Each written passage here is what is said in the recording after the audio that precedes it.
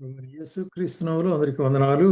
మరి ఈ దినము మన యొక్క వాక్య ధ్యానం కొరకై కీర్తనల గ్రంథము 27వ అధ్యాయము 4వ వచనం చదువుతానండి. యెహోవా యొద్ద ఒక వరమును అడిగి తిని దానిని నేను వెతుకుచున్నాను. యెహోవా ప్రసన్నత చూచుటకును ఆయన ఆలయములో ధ్యానించుటకును నా జీవితకాలమంతయు నేను యెహోవా మందిరములో నివసింపగోరుచున్నాను. ఈ దావీదు కీర్తనలో మరి ఒక ప్రశస్తమైనటువంటి యొక్క భాగం ఏంటంటే, దావీదు తన జీవిత కాలమంతా కూడా దేవుని మందిరంలో నివసింపగోరుచుంటున్నాను అంటున్నాడు. కాబట్టి చెప్పాలంటే దావీదు తన యొక్క జీవితం యొక్క అడ్రస్ లేక చిరునామా దేవుని మందిరము అనేటువంటి దానికి సంబంధించినదిగా ఉంటుంది. అంటే దేవుని మందిరంలో గడుపుట ఎంతో మరి ఆశీర్వాదం అనే కార్యాన్ని ఇక్కడ చెప్తున్నాడు. అందుకొరకే అక్కడ ఏం జరుగుతుందంట, దేవుని యొక్క ప్రసన్నతను చూచుటకును ఉంటున్నాడు. అక్కడ ఆయన యొక్క ప్రసన్నత, ఆయన సన్నిధి, ఆయన యొక్క మరి సన్నిధి ప్రభావం అక్కడ చూసేదాని కొరకై అక్కడ నివసిస్తాను. కాబట్టి దావీదు యొక్క మరి చిరునామా ఎక్కడంటే దేవుని మందిరం. అట్లాగే మరి 91వ కీర్తనలో కూడా మరి కీర్తనకర్త ఏం చెప్తాడంటే, మహోన్నతుని చాటును నివసించువాడే సర్వశక్తుని నీడను విశ్రమించువాడు. మహోన్నతుని చాటున నివసించువాడు. మహోన్నతుని చాటున నివసించువాడు అంటే అర్థం ఏంటి?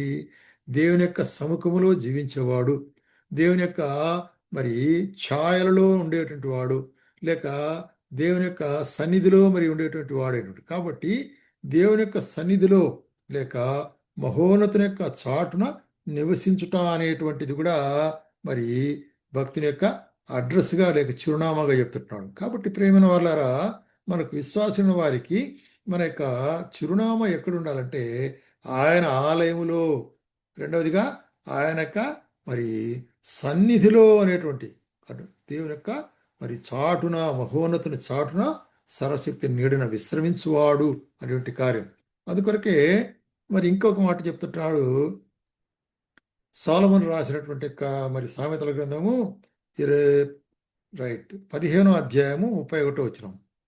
జీవార్థమైన ఉపదేశమును అంగీకరించువానికి జ్ఞానుల సహవాసము లభించును. కాబట్టి జ్ఞానుల సహవాసములో ఉండుట అది మన చిరునామాగా ఉండాల. ఎందుకంటే అక్కడ జీవార్థమైన ఉపదేశం దొరుకుతుంది. అంటే నిత్య జీవము కొరకు అంటే ఉపదేశము అంటే అదేంటి? దేవుని వాక్యం యొక్క ఉపదేశము, దేవుని వాక్యం యొక్క రహస్యము, దేవుని వాక్యం యొక్క మర్మం బయలుపరచబడుతుంది అన్నమాట. అటువంటి వారిని ఏమంటారంటే జ్ఞానులు అంటారు. కాబట్టి జ్ఞానుల మధ్యలో మన యొక్క నివాసము ఉండవలసినదిగా ఉంటున్నది అనేటువంటి కార్యాన్ని ఇక్కడ చెప్తున్నాడు. అదే విధంగా యేసు ప్రభు ఏమంటున్నాడంటే యోహాను సువార్త 8వ అధ్యాయం 31వ వచనములో, కాబట్టి యేసు తనను నమ్మిన యూదులతో, మీరు నా వాక్యమందు నిలిచిన వారైతే నిజముగా నాకు శిష్యులయ్యేందురని మీరు సత్యమును గ్రహించెదరు. నా వాక్యమునందు నిలిచి ఉండుట అంటే అర్థం ఏంటండి? వాక్యమందు నిలిచి ఉండుట అంటే వాక్యం మనకి జీవితాల్లో నిలిచి ఉండుట అంటే వాక్యాన్ని మనం స్వీకరించి దాని ప్రకారం నడుచుకునుట అనేటువంటి కార్యాన్ని మనకు బోధించేదిగా ఉంటుంది. కాబట్టి వాక్యముతో మనం జీవించుట. కాబట్టి మన యొక్క చిరునామా ఏంటి? వాక్యముతో జీవించుట అనేటువంటిది. దాని ద్వారా మనం ఏం పొందుతామంట? మరి మిమ్మను సత్యము గ్రహించుతారంటున్నారు. ఆ వాక్యం ద్వారా మనం ఏం గ్రహిస్తాము? సత్యము గ్రహించి ఆ సత్యం మనల్ని ఏం చేస్తుందంట? విడుదల చేస్తుంది. అంటే సాతాను బంధకం నుంచి, పాపపు కట్టల నుంచి విడుదల చేసేదిగా ఉంటున్నది అనేటువంటి కార్యాన్ని మనం చూస్తున్నాం. అందుకొరకే తన యొక్క పత్రికలో కూడా మాట చెప్తుంటున్నాడు. చూడండి, యోహాను రాసిన పత్రికలో 2వ పత్రికలో 9వ వచనంలో ఏమంటాడంటే, క్రీస్తు బోధ యందు నిలిచి ఉండక దానిని విడిచి ముందుకు సాగు ప్రతివాడు దేవుని అంగీకరింపనివాడు. ఆ బోధ యందు నిలిచిఉండువాడు తండ్రిని కుమారుని అంగీకరించేవాడు. నిలిచి ఉండుట అంటే అర్థం ఏంటి? వన్స్ అగైన్ అక్కడ సవాసములో ఉండుట అనేటువంటిది. కాబట్టి ఎవరితో? క్రీస్తు బోధ. కాబట్టి ఈ లోకములో మరి అంత్య దినాల్లో ప్రత్యేకంగా అనేక విధమైన బోధలు వస్తుంటున్నాయి. క్రీస్తు బోధలు వస్తుంటున్నాయి, క్రీస్తు వ్యతిరేకమైన బోధలు వస్తుంటున్నాయి.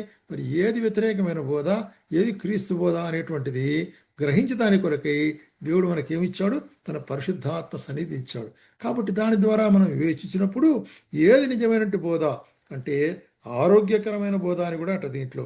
అంటే మనకు ప్రయోజనకరమైనట్టు క్రీస్తు బోధలు నిలిచి ఉండుట. కాబట్టి మనం జాగ్రత్తగా ఉండాలి. అంత్య దినాల్లో మరి వారి ప్రతివాన్ని ప్రతిబోధన మనం నమ్మకూడదు. ఏది క్రీస్తు ఆత్మ, ఏది మరి మనల్ని భ్రమపరిచే ఆత్మ అనే దాన్ని ఎరగాలంటున్నాడు అనమాట. కాబట్టి అటువంటి మరి నిజమైనటువంటి బోధలు నిలిచి ఉండుట అనేటువంటిది మన యొక్క చిరునామా ఉండాలి. అట్లాగే మరి యోహాను సువార్త 15వ అధ్యాయంలో ఏమంటాడంటే, మొదటి వచనం, నేను నిజమైన ద్రాక్షవల్లిని, నా తండ్రి వ్యవసాయకుడు. నాలో ఫలింపని ప్రతి తీగను తీసి పారవేయను, ఫలించు ప్రతి తీగ మరి ఎక్కువగా ఫలించున్నట్లు దానిని మరి పనికిరాని తీగలు తీసివేయను. అంటే ఇక్కడ దేనిలో నిలిచి ఉండట అనేటువంటి కార్యాన్ని గురించి చెప్తున్నాడంటే, 5వ వచనములో, ద్రాక్షవల్లిని నేను, తీగలు మీరు, ఎవడు నా యందు నిలిచి ఉండునో. కాబట్టి క్రీస్తు అనేటువంటి ద్రాక్షవల్లిలో, క్రీస్తు అనేటువంటి మరి ఆ ద్రాక్షవల్లి తీగల్లో మరి మనం నిలిచి ఉండవలసి వారుకుంటున్నాం. నిలిచి ఉన్నప్పుడే మనం క్రీస్తు కొరకు ఫలించే వాళ్ళంగా ఉంటున్నాము. కాబట్టి మన అడ్రస్ ఏదేంటున్నది, ఆయన యొక్క ద్రాక్షవల్లి లేక ఆయనతో అంటుకట్టబడి ఉండేటువంటి కార్యాన్ని మనకి ఇక్కడ బోధి, అంటే ఫలించినట్టు జీవితాన్ని గురించి కార్యం. కాబట్టి మనం ఇక్కడ గమనించినట్లయితే, దేవుని మందిరంలో నేను నివసిస్తానంటున్నాడు దావీదు తన అడ్రస్సు. రెండవది, ఆయన మహోన్నతిని చాటును నేను నివసిస్తానంటున్నాడు. మూడవది, జ్ఞానుల యొక్క సన్నిధానంలో ఉండేటువంటి వారి గురించి. నాలుగవదిగా చూస్తున్నాము, ఆయన వాక్యములో మనం నివసించుట. ఐదవదిగా మనం చూస్తున్నాము, మరి చూసినట్లయితే సరైనటువంటి వాక్యం, అది వాక్యములు అంటే మరి ఆరోగ్యకరమైన వాక్యం, అంటే మనకు ఆత్మీయంగా మరి పనికొచ్చేటువంటి వాక్యములో నిలిచిండుట అనేటువంటిది. తర్వాత క్రీస్తునందే మనం నిలిచిండుట ద్వారా ఫలించే వాళ్ళనుకుంటున్నాం. కాబట్టి అపోస్తలుడైన పౌలు ఏమంటాడంటే, మరి ఈ సందర్భంలో ఫిలిప్పీయులకు రాసిన పత్రికలో అపోస్తలుడైన పౌలు మనకు ఒక కార్యం బయలుపరుస్తున్నాడు. కాబట్టి మన యొక్క చిరునామా అనేటువంటిది ఎక్కడుందంటే, చూడండి, 3వ అధ్యాయం, ఫిలిప్పీయులకు రాసిన పత్రిక 3వ అధ్యాయము 20వ వచనం, మన పౌరస్థితి పరలోకమందున్నది, అక్కడ నుండి ప్రభువైన యేసుక్రీస్తును రక్షకుని నిమిత్తం కనిపెట్టుకుని ఉన్నాము. కాబట్టి మన పౌరస్థితి, కాబట్టి మన ఫైనల్ అడ్రస్, ఫైనల్ చిరునామా ఇక్కడ పరలోకము. కాబట్టి ఆ పరలోకములో మనకు చిరునామా, మన కొరకు అక్కడ ఒక భద్రత ఉంటుంది. ఎందుకంటే యేసు ప్రభువు చెప్పినాడు, ఇదిగో నేను వెళ్ళుచున్నాను, మీకు ఒక స్థలం సిద్ధపరిచేదాని కొరకే వెళ్ళుచుంటున్నాడు.